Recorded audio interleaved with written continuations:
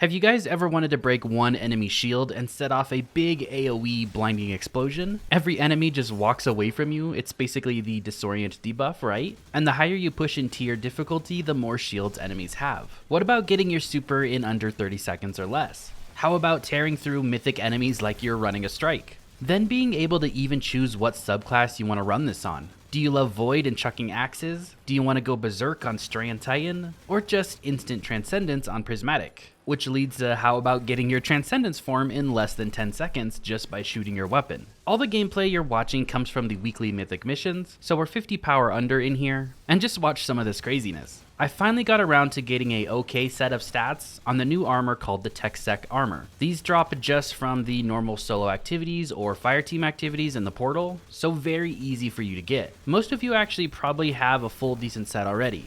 Now I did some testing and I was pleasantly surprised with the outcome. I mean, just look at all these wizards not even shooting at me. I wanted to put together one of the best builds that I could that would take full advantage of this, and I have to say it ran through Mythic pretty dang good. Now the techsec armor gives us 2 perks. You get the 2-piece wrecker perk, which allows your kinetic damage to do a lot more damage to combatant shields, overshields, vehicles, and constructs. And the main part about this 2-piece is the enemy shields. The higher you move up in tier difficulties throughout the worlds, the more shields you're going to start running into. Even Shanks have the freaking solar shields. And now the 4-piece set gives us concussive rounds. Defeating powerful combatants or breaking a combatant shield with kinetic damage releases a disorienting kinetic shockwave. So one, we only have to break a shield here. It has to be with kinetic damage, and it puts out that disorienting shockwave, which is basically the blind debuff. It lasts for 7 to 10 seconds on enemies, and they don't even look at you or shoot at you. And this shockwave has a big AoE. So the main way I was taking advantage of this is, let's say you see a group of enemies and one of them has a shield, just break that shield with your kinetic weapon, whatever your kinetic weapon that you're using. If you can break that shield, and you can start picking off those enemies one by one, as soon as that high value target brings its shield back on, break it again, and activate the disorienting shockwave again. Now how can we take advantage of this the most? I was really enjoying 3 different weapons. That was Outbreak Perfected. You guys know how good that is in endgame content. I actually enjoyed Kvostov too, because Kvostov bullets that bounce between targets, if any of those break a shield, that would trigger the kinetic shockwave and activate the concussive round shockwave, right? So there was some really cool times that it would happen where I broke multiple shields throughout an area and blind everything. And then I also really liked the Huckleberry, and I decided to show off this build with Huckleberry. Huckleberry hits like an absolute truck still. That's because it has the old Rampage perk on it that I believe gets it up to like 60% extra damage at 3 stacks. It also got the catalyst, which is kinetic tremors. And kinetic tremors has been getting better and better over every season that it's been out, because Bungie basically keeps buffing it. And then of course I paired the Huckleberry with the Peacekeepers on the Titan. And you know what those Peacekeepers do, right? Damage against combatants will increase the longer you remain on the target. So you can get up to 100% increase in damage just by holding down the trigger on this SMG. I've done a build in the past with Peacekeepers and Huckleberry on the Void Titan, and after I tested Void, Strand, and Prismatic with the build, Prismatic was my least favorite, Strand was the runner-up, and Void still took the cake for me. And that's because of a simple gameplay loop I was doing. I would run into any area, drop that barricade where I get that instant overshield. You are basically unkillable behind a barricade with a full Void overshield that just keeps regenning.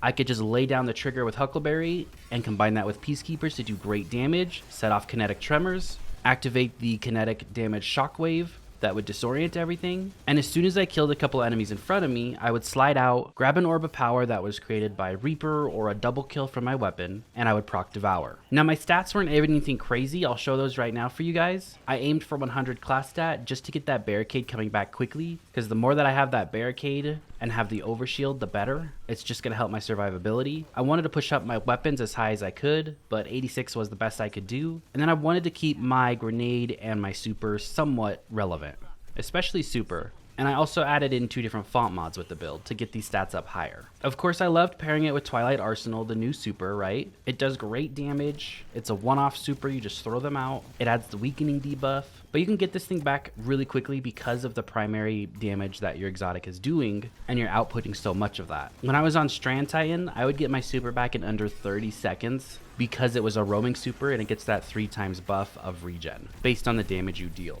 Now for the melee, I took shield throw and I also took scatter grenade. Those are both up to you on what you want to take. For the fragments, of course, Bastion.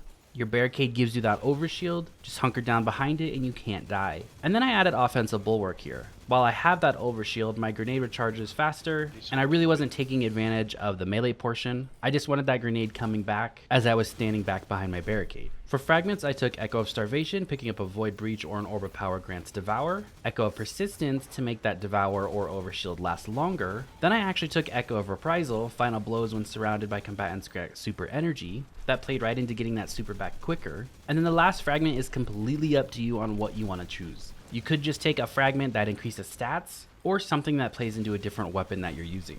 And then for the armor mods on the build, nothing crazy here. So on the helmet, I took 2 kinetic siphons to get extra super energy when I pick up an Orb of Power. Huckleberry is going to be spitting out orbs like crazy for you. I also took a super font for that extra 20 super stat. So then my super was up to 80 instead of 60. And then I also took a grenade font on my gauntlets. That pushed the grenade up to 85 instead of 65. I took a kinetic loader to help reload that Huckleberry because the reload can be a little slow. Your chest piece should be your damage reduction, so just match whatever activity you're doing. On the boots, I did like 2 kinetic weapon surges and then 1 insulation. Reduce class ability cooldown each time you pick up an Orb of Power. Those 2 kinetic surges give you 17% extra damage to Huckleberry. I know what you're seeing on screen might be Absolution, but I actually ended up switching that for a extra kinetic weapon surge. And then on the class item, of course, a time dilation to make those armor charges last 15 seconds. A Reaper, so every time I cast my barricade, I would guarantee to create an orb on the next weapon kill. And then a bomber to just feed back to that grenade when I did use that barricade. I really didn't have much going on in the artifact. One good one that I would say put on would be Elemental Benevolence. Granting allies an elemental buff gives class ability energy. So if you do drop that barricade, the elemental buff should be a Void Overshield, and you should be getting your barricade back much quicker, which would help just cycle back to the Void Overshield, which would be great. I know today's video was a little different going over a set, and even with this new set, I also used the Mercury A new bow with kinetic tremors on it, and that thing was feeling actually pretty good. I don't know how many of you use bows. If you get the draw time lower on it, and if you get attrition orbs and kinetic tremors on it, it's going to be spitting out orbs like crazy. But of course it is still a bow, so that's kind of up to you if you want to use it or not. Thank you guys so much for watching, I really appreciate it, and I'll see you all in the next video. Have a great rest of your day.